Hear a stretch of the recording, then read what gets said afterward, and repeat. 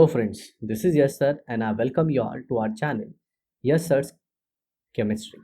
और जैसे कि आप सब जानते हैं, हमने सॉल्यूशन चैप्टर को ऑलरेडी ख़त्म कर दिया है। ओके, और आज हम करने वाले हैं उसकी एक्सरसाइज को, ठीक है। बट उसके पहले मैं बताना चाहता हूँ कि हमने ऑलरेडी 6 चैप्टर अपने चैनल पे ख़त्म कर दिया है, ठीक है। वो चैप्टर कौन सा है? Solid state.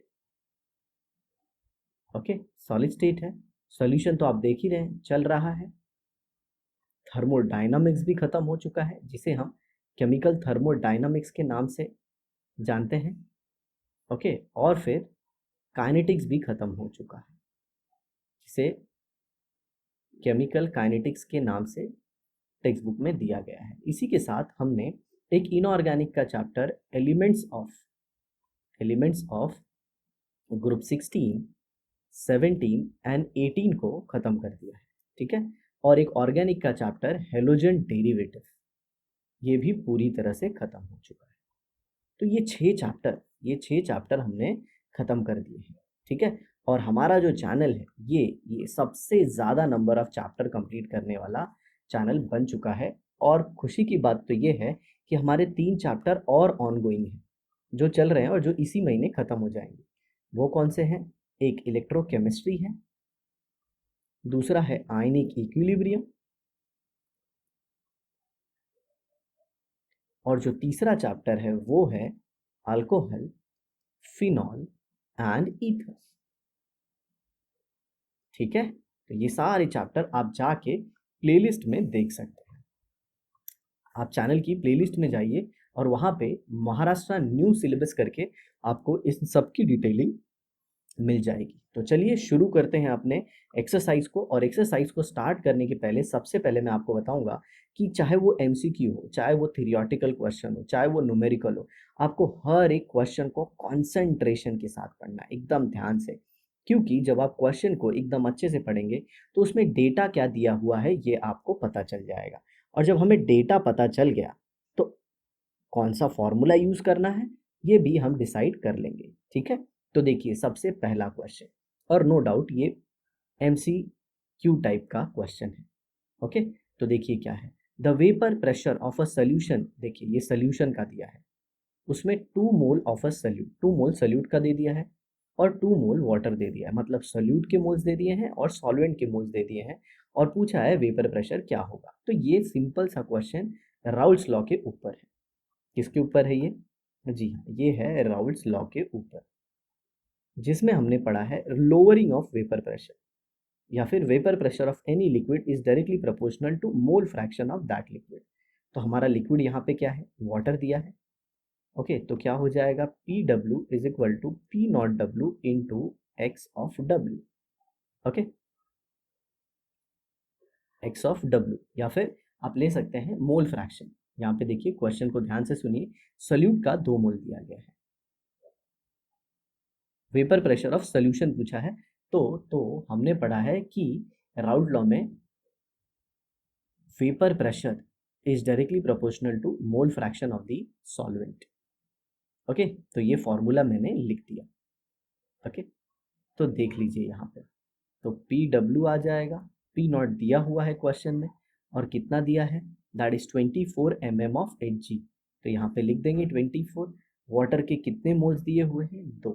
और नीचे सोल्यूट के भी कितने मोल हैं? 2। तो ये देखिए, ये वाटर के नंबर ऑफ मोल्स है, number of moles of water, ठीक है। और ये जो है ये है number of moles of solute. जी हाँ, मैं राउल्ट के लॉ को ही यूज कर रहा हूँ। That is lowering in vapour pressure is directly proportional to, या फिर लोअरिंग कहना गलत होगा यहाँ पे, आप ऐसे कह सकते हो vapour pressure of any liquid is directly proportional to mole fraction of that liquid, और अपना लिक्विड जो है वो वाटर है। तो यहाँ पे क्या हो जाएगा? वेपर प्रेशर ऑफ वाटर, मतलब यही सोल्यूशन तो यही है, तो ये क्या हो जाएगा? 24 into 1/4। Okay, 2/4 that comes out to be 2, और ये आ जाएगा 12 mm ऑफ Hg। और इसी के साथ हमारा क्वेश्चन हो गया। और आंसर कौन सा आ जाएगा? जी हाँ, इसका आंसर आ जाएगा ऑप्शन डी। चलिए दूसरा क्वेश्चन देखिए, the colligative property of a solution. तो आप सबको पता होगा जो वर्ड कोलिगेटिव है ये ग्रीक वर्ड कोलिगेटस से डिराइव्ड है। किससे? कोलिगेटस। अब यहाँ पे ये कोलिगेटस मतलब क्या? कोलिगेटस मतलब ऐसी प्रॉपर्टी जो नंबर ऑफ सॉल्यूट के ऊपर डिपेंड करती है। तो कौन कौन सी कोलिगेटिव प्रॉपर्टी होती है? जी हाँ, elevation in boiling point, elevation in boiling point. दूसरा क्या है? Depression, depression in freezing point. Okay, तो एलिवेशन इन बॉइलिंग पॉइंट हो गया, डिप्रेशन इन फ्रीजिंग पॉइंट हो गया। तीसरा क्या है? तीसरा क्या है? Lowering in vapour pressure, lowering in vapour pressure. याद रखना, vapour pressure is not a colligative property, but lowering in vapour pressure is a colligative property. और जो तीसरा है वो है osmotic pressure, osmotic pressure. Okay, तो ऑप्शन देखते हैं। तो यहाँ पे देखिए वेपर प्रेशर दिया है लेकिन लोअरिंग नहीं दिया, तो ये ऑप्शन नहीं होगा। बॉइलिंग पॉइंट दिया है लेकिन एलिवेशन मिसिंग है, तो ये भी नहीं होगा।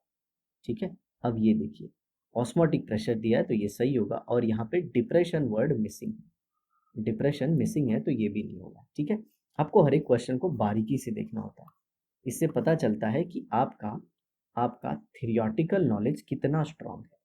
ठीक है, चलिए अब मैं थोड़ा सा इसे नीचे कर देता हूँ। अब देखिए तीसरा question, in calculating osmotic pressure,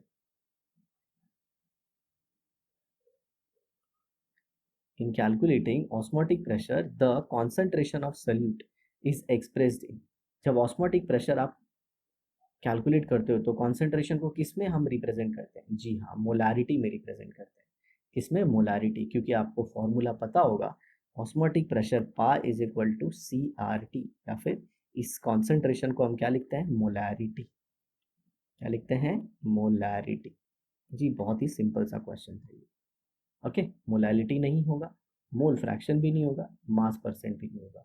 next, ebullioscopic constant is the boiling point, ebullioscopic constant is the boiling point elevation when concentration of the solution. देखिए, तो सबसे पहले एबिलियोस्कोपिक कांस्टेंट क्या होता है? वो केबी होता है। और इसको एबिलियोस्कोपिक कांस्टेंट क्यों कहते हैं? क्योंकि ये जो पूरी पढ़ाई है एलिवेशन की, इसे एबिलियोस्कोपी कहा जाता है। क्या कहा जाता है? एबिलियोस्कोपी। इसीलिए इस कांस्टेंट को भी एबिलियोस्कोपिक कांस्टेंट कहते हैं। तो ये कब बराबर होगा एलिवेशन इन बॉइलिंग पॉइंट के? तो यहाँ पे फॉर्मूला ही देख लीजिए आप। फॉर्मूला क्या है? Delta T b, delta T B is equal to k b into m. ये फॉर्मूला हो गया। तो डेल्टा टी बी और के बी ये दोनों बराबर कब होंगे? सिंपल सी बात है, जब m कितना हो जाएगा? 1 हो जाएगा। और m क्या है यहाँ पे? m simple molality. ओके, तो delta T B is equal to K V into M. I hope आप सबको ये समझ में आ गया होगा।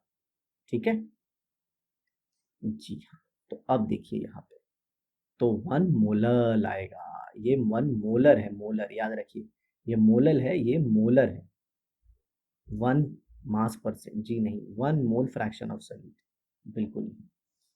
दूसरा, क्रायोस्कोपिक कांस्टेंट डिपेंड्स ऑन। देखिए अब क्रायोस्कोपिक कांस्टेंट क्या होता है? के एफ।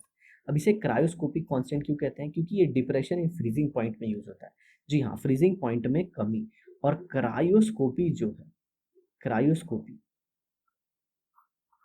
ये है study of depression in freezing point. कोई सॉल्वेंट है, अगर उसका फ्रीजिंग पॉइंट कम हो जाता है सोल्यूट के डालने के बाद, तो वो पूरी पढ़ाई को क्रायोस्कोपी कहते हैं। ओके, तो क्रायोस्कोपी किसके ऊपर डिपेंड करता है? ये पूरा और पूरा डिपेंड करता है नेचर ऑफ सॉल्वेंट। किसके ऊपर? नेचर ऑफ सॉल्वेंट के ऊपर, कि सॉल्वेंट कैसा है, वाटर मॉलिक्यूल है कि बेंजीन है कि अल्कोहल है, आपने कौन सा लिया है। आ रहा है आपको समझ में? Completely depends on nature of solvent particle. Okay जी, ओके यहाँ पे एक एम्बिग्यूटी भी आती है, ये दूसरा ऑप्शन डी वाला भी हो सकता है, नेचर ऑफ सॉल्वेंट मॉलिक्यूल। क्यों क्यों क्यों? क्योंकि नेचर ऑफ सॉल्वेंट अगर फिक्स है, नेचर ऑफ सॉल्वेंट फिक्स है, तो उसके नंबर भी फिक्स हो सकते हैं, तो ऐसा हो सकता है। बट जो मुझे ज़्यादा लगता था वो मैंने आपको बता दिया, बाकी डी के भी होने के चांसेस हैं। ओके, ये थोड़ा एम्बिग्यूटी वाला क्वेश्चन आ गया, क्योंकि नंबर के ऊपर तो कोलिगेटिव प्रॉपर्टी डिपेंड करती है। तो क्रायोस्कोपिक कांस्टेंट क्या कोलिगेटिव प्रॉपर्टी? ये भी एक क्वेश्चन उठ जाता है। Question number 6, identify the correct statement. Okay, हमें यहाँ पे करेक्ट स्टेटमेंट को ढूंढना है। Vapour pressure of solution is higher than that of pure solvent. जो सोल्यूशन का वेपर प्रेशर होता है वो सॉल्वेंट से ज़्यादा होता है। एकदम गलत। आप सबको पता होगा, जब सॉल्वेंट, मान लीजिए ये सॉल्वेंट, ये सॉल्वेंट मॉलिक्यूल, ओके, ये पूरा सॉल्वेंट मॉलिक्यूल, जब आप इसमें सोल्यूट डाल देते हो, मान लीजिए NaCl, यहाँ पे Na आ गया और यहाँ पे Cl आ गया। पहले हर जगह से वेपर बन रही थी, लेकिन अब ये जगह से वेपर नहीं बनेगी। मतलब सोल्यूशन जो रेड वाला दिखा है ना, वो है, उसका वेपर प्रेशर कम हो गया। क्यों क्यों? क्योंकि यहाँ पे ये जो देख रहे हो आप, ये क्या है? नॉन वोलाटाइल सोल्यूट, और सॉल्वेंट का वेपर प्रेशर ज़्यादा होता है। ये बात को आप हमेशा याद रखना। सॉल्वेंट का वेपर प्रेशर हमेशा क्या होता है? ज़्यादा होता है। ठीक है, आगे देखिए। Boiling point of solvent is lower than that of solution. जी हाँ, ये सही है। बॉइलिंग पॉइंट जो है वो सोल्यूशन का लोअर होता है। किससे? सॉरी, सॉल्वेंट का लोअर होता है। किसकी वजह से? क्योंकि उसके अंदर सोल्यूट नहीं होता, और जब सॉल्वेंट में सोल्यूट आ जाता है तो उसकी बॉइलिंग पॉइंट बढ़ जाती है। तो ये सही है। Osmotic pressure of solution is lower than that of solvent. ये भी गलत है। ऑस्मोटिक प्रेशर सोल्यूशन का ज़्यादा होता है, क्योंकि osmotic pressure is directly proportional to concentration. Okay, osmosis is a colligative property. जी, ये भी गलत गलत है। Okay, osmotic pressure colligative property. 7th number, a living cell contains a solution of a living cell contain a solution which is isotonic with 0.3 molar sugar solution। तो ध्यान से सुनिएगा, एक लिविंग सेल है। लिविंग सेल मतलब कुछ भी हो सकता है, जैसे ब्लड सेल होता है, जैसे दूसरे अलग अलग टाइप के जो भी सेल होते हैं वो लिविंग है। और वो कितने के साथ आइसोटोनिक है? मतलब उसका ऑस्मोटिक प्रेशर और सोल्यूशन जो 0.3 मोलर है, ये दोनों का ऑस्मोटिक प्रेशर सेम। तो क्या ऑस्मोटिक प्रेशर डेवलप होगा जब उसी सेम सेल को आप 0.1 मोलर KCl सोल्यूशन में डाल देंगे? तो यहाँ पे डिफरेंस देखिए क्या है। ये 0.3 मोलर शुगर है और ये KCl है, और हमें पता है KCl एक इलेक्ट्रोलाइट है, तो इसमें तो I फैक्टर भी मल्टीप्लाई होगा। तो इसका सिंपल सा फॉर्मूला है कि दोनों में ऑस्मोटिक प्रेशर का डिफरेंस क्या आएगा, ये अपने को ढूंढ लेना है। तो मान लीजिए लिविंग सेल का ऑस्मोटिक प्रेशर पाई 1 है, ओके, और ये जो शुगर है ये पाई 2 है, और जो हमारा KCl है वो क्या है? पाई 3 है। आ रहा है समझ में? जी हाँ, यहाँ पे दिख रहा है, यहाँ पे दिख रहा है कि KCl का I फैक्टर 2 होगा, क्योंकि KCl किस में टूट जाता है? K plus Cl minus. तो इसका कॉन्सेंट्रेशन 0.2 मोलर हो जाएगा। तो हम 0.3 में से 0.2 मोलर को माइनस करेंगे। अगर यही KCl का कॉन्सेंट्रेशन ज़्यादा होता तो हम KCl से शुगर को माइनस करते। तो देखिए अपना फॉर्मूला क्या हो जाएगा। ऑस्मोटिक प्रेशर ये किसका है? ब्लड, जो भी लिविंग सेल है, is equal to osmotic pressure of sugar minus osmotic pressure of KCl। ऐसा क्यों कर रहा हूँ मैं? ऐसा क्यों कर रहा हूँ बताइए? क्योंकि शुगर का कॉन्सेंट्रेशन ज़्यादा है तो उसका ऑस्मोटिक प्रेशर भी ज़्यादा होगा। किसके कंपेयर में? KCl के कंपेयर में। और हमें पता है इसका वैल्यू क्या होता है? MRT। ओके, और इसमें I फैक्टर मल्टीप्लाई करने की ज़रूरत ही नहीं, क्योंकि ये तो नॉन इलेक्ट्रोलाइट है। आ रहा है समझ में? और यहाँ पे हो जाएगा M × R × T × I factor. तो दोनों में कॉमन क्या दिख रहा है?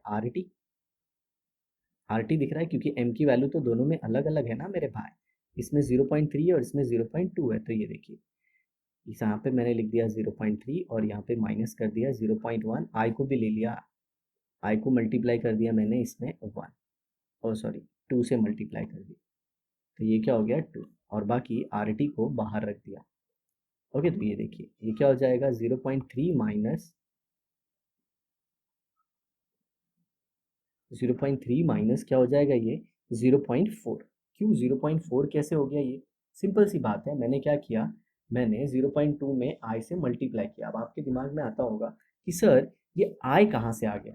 तो KCl के लिए तो I आएगा ही आएगा। क्यों आएगा बताइए?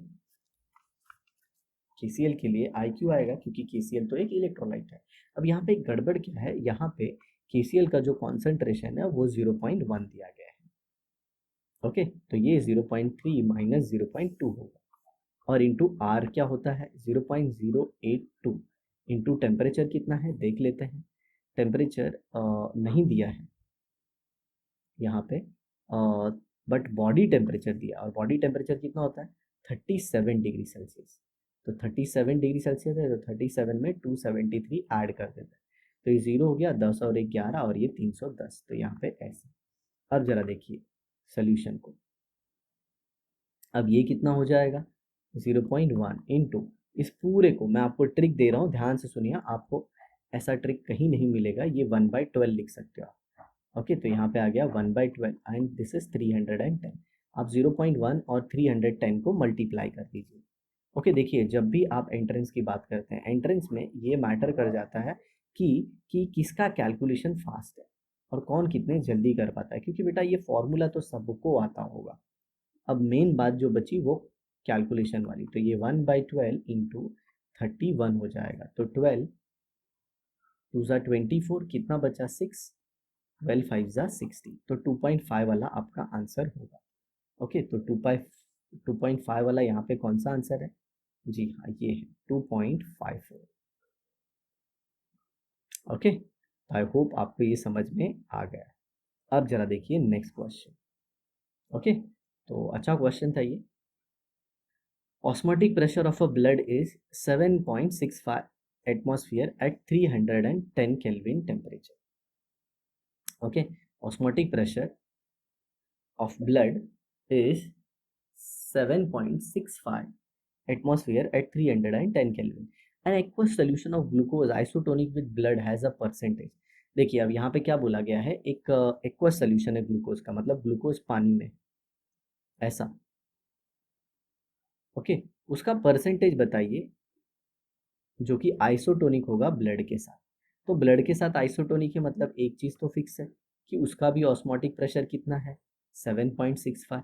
तो यहाँ पे देखिए पाई, मैं लिखता हूँ यहाँ पे pi is equal to m r t. What is m, m क्या है यहाँ पे, एम है यहाँ पे मोलारिटी, ठीक है, एम इज मोलारिटी। अब टेम्परेचर भी दे दिया उन्होंने, टेम्परेचर कितना दे दिया देखिए 310 केल्विन, तो सारी चीज़ें दी हुई है। तो यहाँ पे कॉन्सेंट्रेशन में क्या लिखेंगे हम, weight of solute upon molecular weight of solute into volume of solution, किस में होता है ये लीटर में, इनटू आर का वैल्यू क्या होगा 0.082, टेम्परेचर 310, और ये कितना है 7.65। अब इसे सॉल्व करना है हमें, लेकिन उसने पूछा क्या है W2/V पूछा है, परसेंट पूछा है ना, W2/V, तो याद रखिए W2 आपको 1000 में मिलने वाला है, लीटर है ना, तो W2 विल बी ऑब्टेन्ड इन 1000, और फिर हम क्या करेंगे W2 को 100 में ढूंढ लेंगे इजीली। आई होप आपको समझ में आया होगा, ठीक है। चलिए तो मैं प्रोसीड करता हूँ इसको कैलकुलेट करना। तो ये देखिए W2 और V को इधर ही रहने देते हैं, बाकी सबको लेफ्ट में ले लेते हैं। तो ये 7.65 हो गया इंटू M2 हो गया, M2 मतलब molecular mass of glucose.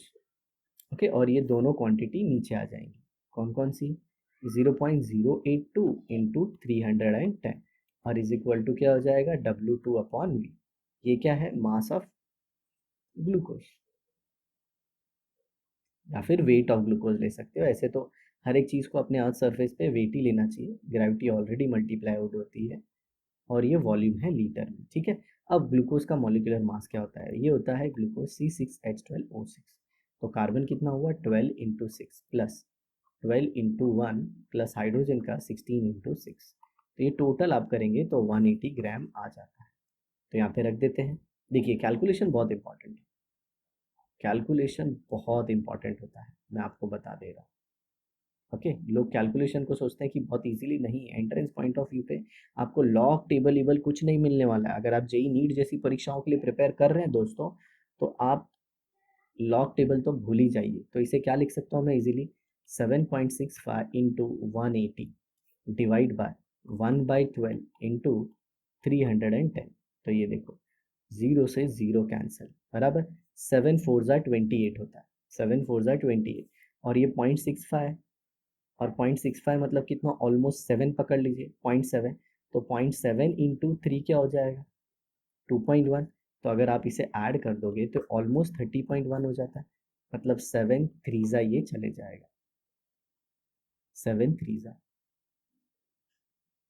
Okay, 7 थ्रीजा, और ये 3 से ये 4 टाइम कट गया, तो 4 ऊपर चले जाएगा क्योंकि ये डिनोमिनेटर में है, 1/12 है। मैं वापस इसको अलग से लिख देता हूँ, ये कैलकुलेशन को अलग से लिखता हूँ, नहीं तो कुछ लोगों को ऐसा हो जाएगा कि सर ट्रिक तो दे रहे थे लेकिन हमारे कुछ पल्ले ही नहीं पड़ा सर। तो ये क्या था calculation, 7.65 into 180 divide by 1/12 into 310 is equal to W2/V। ठीक है, अब इधर देखिए ये 0 0 कैंसिल, राइट। अब ये इससे कितनी टाइम गया, 4 टाइम चला गया।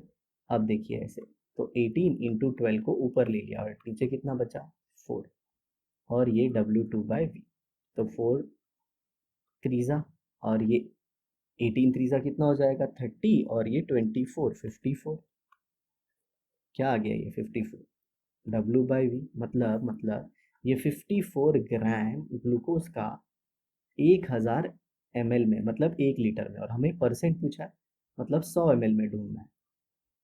तो x ले लीजिए, दोनों को क्रॉस मल्टीप्लाई कीजिए, आपको आ जाएगा आंसर 5.2 x का वैल्यू। या फिर आप ऐसे कीजिए जो मैं बता रहा हूँ, देखिए बड़े आसानी से, 1000 से 100 लाने के लिए कितने से डिवाइड करना होगा, 10 से, तो इसको भी 10 से डिवाइड कर दीजिए ना, जो ऑपरेशन राइट साइड किया वही लेफ्ट साइड, तो 5.2 आंसर आ जाएगा मेरे दोस्त, अप्रॉक्स बोल रहा हूँ। तो देखिए ये, ओके, फटाफट हो गया। 9th क्वेश्चन देखिए, vapour pressure of solution is, solution का vapour pressure, okay, vapour pressure solution का किसे डायरेक्टली प्रपोर्शन करता है, तो राउट लॉ को वापस पूछ दिया, vapour pressure of any solution is directly proportional to mole fraction of pure solvent, या sorry mole fraction of liquid.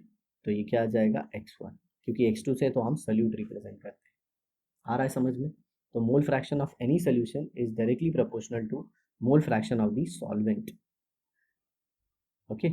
तो ये 9th का क्वेश्चन है, इसके ऑप्शन देखते हैं, directly proportional to mole fraction of solute, फिर दूसरा ऑप्शन क्या बोलता है, inversely proportional to mole fraction of solute, okay, मतलब मोल फ्रैक्शन ऑफ सोल्यूट मतलब number of moles of solute जितने ज़्यादा होंगे वेपर प्रेशर उतना कम होगा, उतना कम होगा।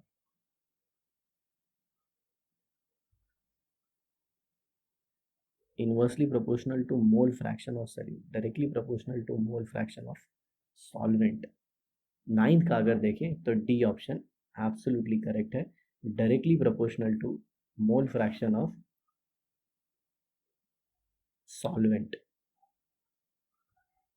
ओके। बट अगर मोल फ्रैक्शन ऑफ सॉल्वेंट को डायरेक्टली प्रपोर्शन करता है वेपर प्रेशर ऑफ सोल्यूशन की, मतलब जितना ज़्यादा सॉल्वेंट होगा उतना ज़्यादा, उतना ज़्यादा क्या होगा वेपर प्रेशर। बट आप एक चीज़ और ये भी तो कह सकते हो कि सोल्यूट जितना ज़्यादा होगा जो वेपर प्रेशर है उतना कम होगा। तो चलिए ये क्वेश्चन का आंसर मैं आप पे छोड़ता हूँ, आपको क्वेश्चन नंबर 9 का ऑप्शन बी और डी में से कौन ज़्यादा सही है ये मुझे बताना होगा आपको। ऑब्वियसली आप कमेंट करोगे तो मैं तो आपको राइट आंसर बता ही दूंगा, बट फिर भी थोड़ा आप भी तो ट्राई कीजिए, ठीक है। हाँ, 10th number question, pressure cooker reduces cooking time of food because, जी बहुत ही अच्छा क्वेश्चन है। हम प्रेशर कुकर में रखते हैं, खाना जल्दी से पक जाता है, उसके पीछे रीज़न क्या है। देखिए boiling point of water involve in cooking is increase, देखिए कितना अच्छा ऑप्शन है ये। Heat is more evenly distributed in cooking space, जी हाँ मोर इवनली डिस्ट्रीब्यूट तो होती है, लेकिन जो अपना फूड होता है उसके ऊपर, उसके ऊपर, okay. The higher pressure inside the cooker crushes the food material, वो तो डिपेंड करता है आपने कितना हीट दिया है, अगर ज़्यादा हीट दोगे तो उसकी वजह से क्रश होता है। बट यहाँ पे जो मेरा क्वेश्चन है वो है कि कुकिंग टाइम क्यों रिड्यूस हो जाता है। अब यहाँ पे देखिए तीसरा वाला तो एकदम खतरनाक दिया है, chemical changes help by, cooking involves chemical changes help by a rise in temperature, no doubt ये भी सही है, लेकिन सबसे सटीक आंसर आपको बताना है, सबसे सटीक आंसर, ओके। तो जो प्रेशर कुकर है वो कुकिंग को जल्दी कर देता है, उसके पीछे रीज़न क्या है इसे समझने के लिए मैं आपको प्रेशर कुकर का फंडा बताता हूँ। ये देखिए, जी हाँ फट से आंसर बता के हटा सकता हूँ मैं, बट आपको समझना चाहिए प्रेशर कुकर में होता क्या है। ये लग गया प्रेशर कुकर। अब इसमें होता क्या है, आपने फूड रख दिया, ठीक है, यहाँ पे आपने खाना रख दिया, पानी है, पानी उबलेगा, वेपर में कन्वर्ट होगा, वेपर ऊपर जाएंगे और ये वेपर फिर प्रेशर लगाएंगे, तो क्या हो जाएगा, यहाँ पे वेपर किसकी तरह काम करेंगे, एटमॉस्फेरिक प्रेशर, और एटमॉस्फेरिक प्रेशर बढ़ जाएगा तो जिस पानी में आपने फूड रखा है उसका बॉइलिंग पॉइंट भी बढ़ जाएगा, क्योंकि बॉइलिंग पॉइंट क्या है, the temperature at which vapour pressure of a liquid becomes equal to atmospheric pressure, और यहाँ पे एटमॉस्फेरिक प्रेशर, तो ये प्रेशर कुकर के अंदर का प्रेशर है ना, ये अगर यही हाई हो गया तो लिक्विड का बॉइलिंग भी हाई होगा, और लिक्विड का अगर बॉइलिंग हाई होगा तो वो ज़्यादा हीट को एब्जॉर्ब करेगा और उसी उसी बीच अपना खाना पक जाएगा। आई होप आपको समझ में आ गया, तो इसका सबसे सटीक आंसर पहला वाला है। चलिए अब क्वेश्चन नंबर 11 को देख लेते हैं। Henry law constant for a gas CH3Br is 0.159 mole per dm cube atmosphere at 20 at 250 degree Celsius. My God, बहुत ज़्यादा टेम्परेचर नहीं दे दिया। What is the solubility of CH3Br in water at 25 degree Celsius. देखिए अब यहाँ पे तो गड़बड़ है, क्योंकि सॉलिबिलिटी अगर टेम्परेचर का वेरिएंट ये पूछ रहा है तब तो हमारा जो फॉर्मूला है S is equal to KP नहीं लग पाएगा, क्योंकि ये तभी लगता है जब जब टेम्परेचर कांस्टेंट होता है। यहाँ पे देख रहे हो गड़बड़ी हो गई है, टेम्परेचर को 250 डिग्री सेल्सियस दे दिया है, मेरे ख्याल से वो 25 डिग्री सेल्सियस होगा। तो उसके दो ऑप्शन आते हैं, या तो ये भी 250 डिग्री सेल्सियस हो जाए या फिर दोनों 25 हो जाए। तो सही वाला क्या होगा, दोनों 25 हो जाए। तो ये एक मिस्टेक है, ये एक मिस्टेक है, इसे आपको समझना होगा, ठीक है। तो हेनरी लॉ कांस्टेंट दिया गया है for a gas CH3Br, okay, CH3Br दिया गया है,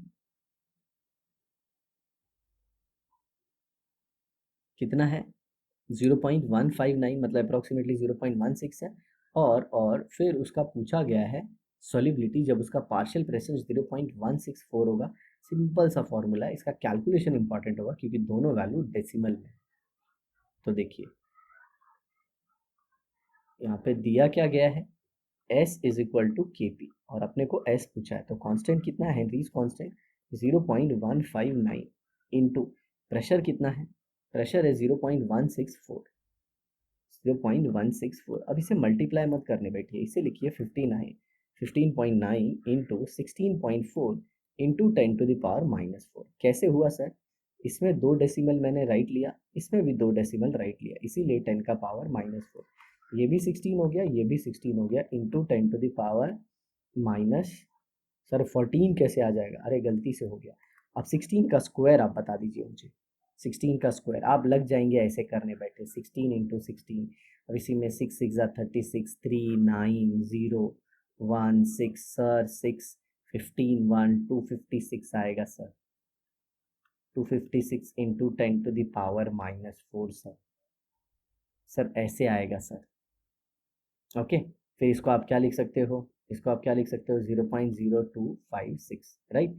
बट मेरे ख्याल से आपको ऑलरेडी पता होना चाहिए कि 16 का स्क्वायर क्या होता है, दैट इज 256, और नहीं आता ना तो ऐसे करने का, ये 16 इंटू 16 ऐसे नहीं करते बैठते, आप 16 लो और उसको मल्टीप्लाई करो 10 + 6 से, तो ये हो गया 160, और 16 का ये 6 10 जा कितना हो जाएगा 60, और प्लस 36, तो ये कितना हो गया 0 6 6 12 3 15 एंड दिस इज, मतलब पहले मैंने 16 का मल्टीप्लाई 10 से किया तो 160 आया, फिर 16 का 10 से किया वापस 60, फिर 16 का 6 से किया 36, ऐसे फटाफट हो जाएगा, समझे, टाइम बचाना बहुत ज़रूरी है। तो आई होप आपको समझ में आया होगा। तो हमारे क्वेश्चन नंबर 10 का आंसर क्या है, सॉरी क्वेश्चन नंबर 11 का आंसर क्या आ गया, यहाँ पे आप देख रहे हो 0.026, ओके। चलिए अब बढ़ते हैं नेक्स्ट क्वेश्चन की तरफ। तो नेक्स्ट क्वेश्चन क्या हमारा, जी हाँ 12 नंबर क्वेश्चन, देखिए क्या पूछा है, which of the following, which of the following statement is not correct, मतलब कौन सा सही नहीं है, for 0.1 molar urea solution with 0.1 molar sucrose solution. तो देखिए दोनों ही नॉन इलेक्ट्रोलाइट हैं, और यूरिया का कॉन्सेंट्रेशन 0.1 मोलर है और सुक्रोज का कॉन्सेंट्रेशन 0.05, ये सुक्रोज है और ये यूरिया है। तो जिसका कॉन्सेंट्रेशन ज़्यादा उसका ऑस्मोटिक प्रेशर ज़्यादा, तो जिसका ऑस्मोटिक प्रेशर ज़्यादा तो हमने क्या देखा, जिसका कॉन्सेंट्रेशन ज़्यादा उसका ऑस्मोटिक प्रेशर भी ज़्यादा। तो आप देख रहे हो यहाँ पे कॉन्सेंट्रेशन किसका ज़्यादा है, यूरिया का ज़्यादा है, किससे, सुक्रोज से। तो इसका ऑस्मोटिक प्रेशर भी यूरिया का ज़्यादा होगा, किससे, सुक्रोज से। तो यहाँ पे हम क्या कह सकते हैं कि जो यूरिया का सोल्यूशन है ये हाइपरटोनिक है और ये क्या है, हाइपोटोनिक। आ रहा है समझ में, मतलब यूरिया के सोल्यूशन के कंपेयर में सुक्रोज का सोल्यूशन हाइपोटोनिक है, लेकिन यूरिया का सोल्यूशन सुक्रोज के कंपेयर में हाइपरटोनिक है। जिसका ऑस्मोटिक प्रेशर ज़्यादा उसे हाइपरटोनिक कहते हैं और जिसका कम उसे हाइपोटोनिक कहते हैं। आ रहा है समझ में। तो देखिए, osmotic pressure exhibited by urea solution is higher than that exhibited by sucrose. ये एकदम सही है, लेकिन अपने को तो गलत ढूंढना है, तो क्वेश्चन के हिसाब से ये रॉन्ग हुआ। ओके, रॉन्ग स्टेटमेंट ढूंढना है। Urea solution is hypertonic to sucrose solution, ये भी सही है, तो ये भी अपना ऑप्शन नहीं हुआ। दे आर आइसोटोनिक, देखिए ये गलत हो गया, वो आइसोटोनिक नहीं हो सकते। आइसोटोनिक मतलब दोनों का ऑस्मोटिक प्रेशर सेम है, और ये एब्सोल्युटली रॉन्ग है। Both can never be isotonic. आया आपको समझ में। आगे देखिए क्या दिया है, sucrose solution is hypertonic to urea solution hypotonic. तो मैंने आपको बताया ही था सुक्रोज हाइपोटोनिक है क्योंकि सुक्रोज का ऑस्मोटिक प्रेशर यूरिया से कम है। तो इसी के साथ हमारा जो पहला क्वेश्चन है वो हो गया, और मुझे पता है इसमें टाइम लगा है क्योंकि मैंने चीज़ों को डिटेल में डिस्कस की। ऐसे सिर्फ ऑप्शन बताना होता तो मेरे ख्याल से 5 मिनट में ये हो गया होता। तो इसी तरह पढ़ते रहिए, खुद भी खुश रहिए और अपने दोस्तों को भी खुश रहिए, और ज़िंदगी ऐसे ही कटते रहेगी। चलिए मिलते हैं अगले एपिसोड में क्वेश्चन नंबर 2 के साथ। बाय।